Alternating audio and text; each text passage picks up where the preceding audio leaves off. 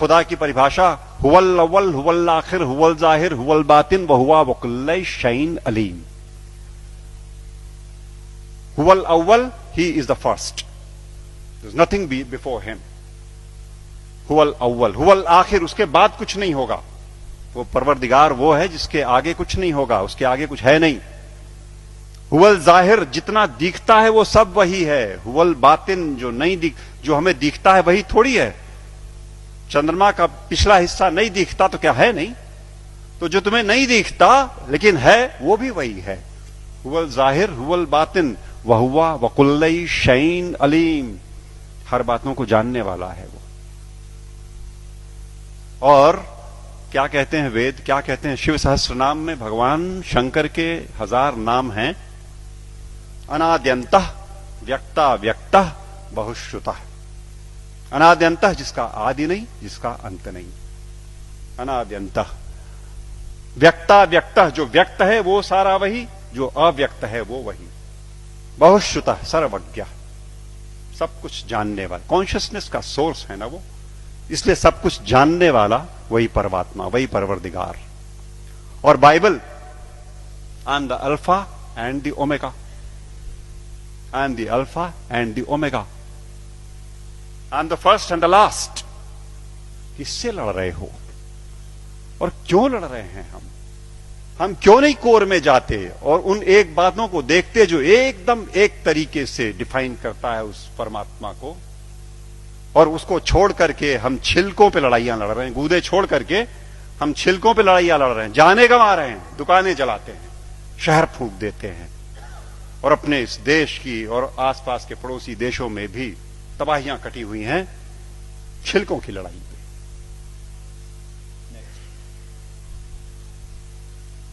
सूफी फकीर कहता है अन अल हक, ट्रांसलेटेड इट मीन्स अहम ब्रह्मास्मि, आई एम द सेम। अन अल हक, ये सूफी फकीर बोलते हैं। लेकिन हम हैं कि लड़ने से बाज नहीं आने वाले। हम हैं वो इसे नहीं सुनेंगे, न मानने को तैयार होंगे। वो वही बात होली बाइबल जब कहती है कि I am the way the truth and the life, no one cometh unto the father but by me. But by me means through the soul, जो हमारे अंदर वो ज्योति का पुंज है, उसी के थ्रू रास्ता अंदर जाएगा। एक बात और, वेद कहते हैं न तस्य प्रतिमा अस्ति यस्य नाम महद्यशः, उसकी परवरदिगार की कोई मूर्ति नहीं बन सकती। वेद कहते हैं। निराकार ब्रह्म को जब परिभाषित करते हैं तो कहते हैं न तस्य प्रतिमा अस्ति यस्य नाम महद्यशः। गुरुजी बैठे हुए हैं, कुछ अगर खोट हो तो टोक देंगे। वो जो मूर्ति पूजन गलत नहीं है, अपने हिसाब से उन्होंने कहा वो इनिशियल स्टेजेस में आपके लिए ठीक है, करो आप, भाव आपने वहां प्रतिष्ठा की, आपको परिणाम देगा। लेकिन सच मायने में जो निराकार पर ब्रह्म है उसकी मूर्ति वूर्ति नहीं बननी। तो बातें फिर वही सारी की सारी, जहां एका है वो देखेंगे नहीं, जहां झगड़ा है वहां बैठे हुए हैं, वहां हथियार निकाल लिए हैं। नेक्स्ट, सच बात तो यह है कि आज की दिक्कत यह है कि ये अधर्म जो है ये धर्म के रूप में चला आया है। समस्या ये हो गई, जो नहीं करने लायक बातें हैं उन्हें हम मानते हैं कि ये धार्मिक है। सती प्रथा थी कभी इसी देश में ना, 6 साल की बच्ची का ब्याह कर दिया, उसे शादी पता नहीं, गुड़िया गुड्डी खेलती हुई, और वो बैठी और मिठाई खा करके बीवी बन गई, पत्नी हो गई। और बगल के गांव का लड़का 8 साल का किसी बीमारी में चला गया, अब ये सती हो गई। अब इसे चढ़ा दो किसी ढेर सारे लकड़ी के ढेर पे और लाठियों से पीट के और ढोल डपाटे मचाते हुए सती कर दो। पागलपन। It was never a prescription of any of the religions that we have. लेकिन वो एक बार धर्म मान लिया लोगों ने तो अपनी बेटियों को जला दिया। दिक्कत तब है जब देश में अधर्म धर्म का लबादा ओढ़ के आता है, लड़ाई लंबी हो जाती है। हम उसे धर्म मानते हैं जो अधर्म है। अभी चल रहा है, मैंने कैंपेन किया जबलपुर में, एंटी क्रैकर कैंपेन। दिवाली पे मर्यादा पुरुषोत्तम भगवान राम के आगमन के नाम पे ये देश, विश्वनाथ जी, 6000 करोड़ रुपए का बारूद अपने आसमान में भरता है। 6,000 करोड़ का बारूद उस देश में जहां दिवाली के दिन करोड़ों के हाथ में एक बताशा नहीं और एक दिया नहीं। अधर्म। जुआ खेलते हैं, शराब पीते हैं, दिवाली में लक्ष्मी जी प्रसन्न हो जाएंगी जुआ खेलने से। What a madness is that. लेकिन चल रहा है।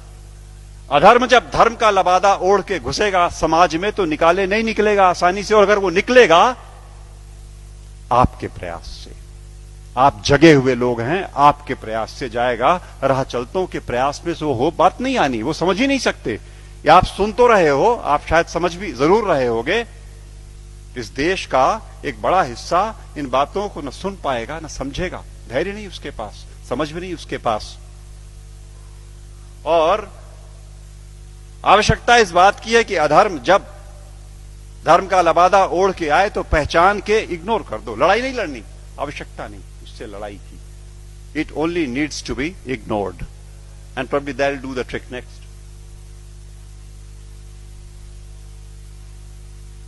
सच बात तो यह है कि हम, जैसा मैं कह रहा था, कि हम छिलकों की लड़ाई में लगे हुए हैं, गूदे की ओर ध्यान नहीं दे रहे। और मेरे घर पे मैं शाम को आसपास के मोहल्ले के गरीब बच्चों को पढ़ाता हूं, थोड़े से। उन्हें रोज एक टॉफी एक बच्चे को देता हूं, उनको इनकरेज करने को कि वो आए।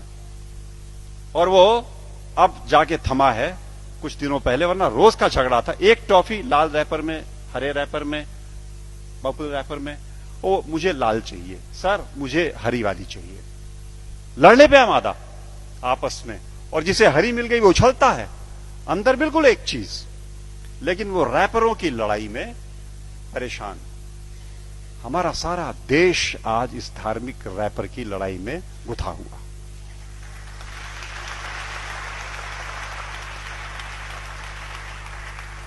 और यकीन मानो आपकी वो परवरदिगार ऊपर से देखता होगा तो बड़ा हंसता होगा।